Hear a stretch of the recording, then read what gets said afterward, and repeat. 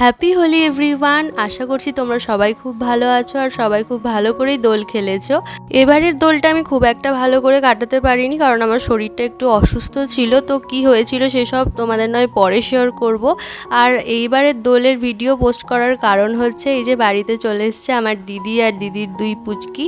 তো এখানে পুপু আমাকে এখানে অনেকবার জোর করছিল, সেই জন্য ওর সঙ্গে একটু দোল খেললাম।